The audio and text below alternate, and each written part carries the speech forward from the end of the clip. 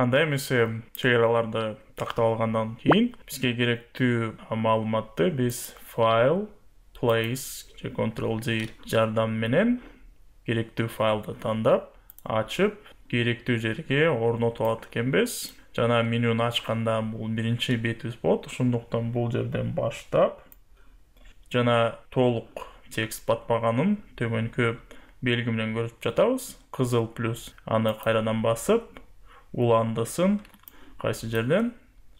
Төмөнкү жерден улантмакчыбыз. Андан соң уландысы бул жерде.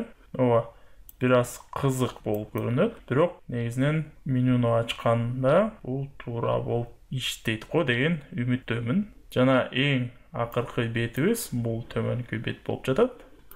Кайрадан эле ушул плюсту басып, төмөнкү жерге чейин келтирип алабыз. Ооба, жана батпаган текстти биз формат кейпин өзгөртүп, келиштиргенге аракеттенебиз. Биз көрүп жаткандай эле кээ бир жерлерде параграфтын жаңы сапка өтүшү биздин максаттарыбызга дал келбейт. Ошондуктан биз аны алып койгонго кандайдыр бир аракеттерди жумшаш керекпиз. Аны кандай кылабыз? Демек, текстти биринчиден 2 жолу багыттоочтун сол клавишасын басып, тексттин баарын тандап, Ctrl+A жана Ctrl+F же Edit Find Change командасын тандап, керексиз multiple return to single return, көптөгөн жаңы сапка өткөн белгилерин бир белгиге келтирүү басамын. 80 учурларын оңдоду деген билдирүүнү көрсөтүп жатат. Анда эмесе жыйынтыгыбызды карап көрөлүк. Төмөнкүдөй өзгөртүүлөр киргизилди. InDesign программанын алкагында параграф стилдер аттуу ыкмасы менен иштеп жумуштарыбызды баштамакчыбыз.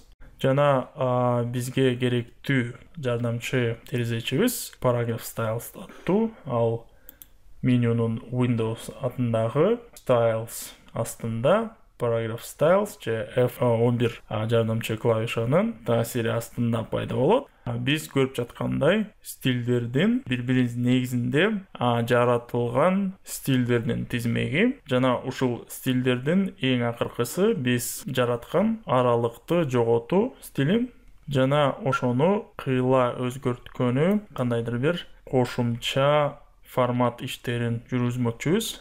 Анда эмесе атын AB General Style деп коелук. Жана бул жерде төмөнкү кутучаны белгилеп койсоңор, анда өзгөртүүлөрдү көргөнгө шарт түзүлөт экен. Бизге негиздөөчү шрифттин өңүн Century Gothic тандамакчымын. Эмнеге дегенде, менимче бул биздин логотипибизга бурчтары учтуу, тике келген жалпы мүнөздү берип жатат. Ошондуктан аны тандагандай болдум. Ошол эле учурда шрифт аралыктарын 2 пункт көтөрмөкчүмүн. Жана ушул саптын астында калган аралыкты space after же аралыгы кийин бир кыйла төмөндөтмөкчүмүн. Азырынча ошондой элеалтырайын. Жана биздин жыйынтыгыбызды карап көрсөк, жана менимче шрифти дагы бир кыйла жок дегенде 1 пунктка кичирейтип койсок туура болот го деп ойлойм. Аны биз төмөнкүдөй кылабыз. Ошол эле параграф стилин 2 жолу басып, бизге керектүү жерге барып, шрифттин өлчөмүн кыйла кичирейтип алабыз. Жыйынтыгында кол менен өзгөртүүлөрдү төмөнкүдөй кылмакчымын.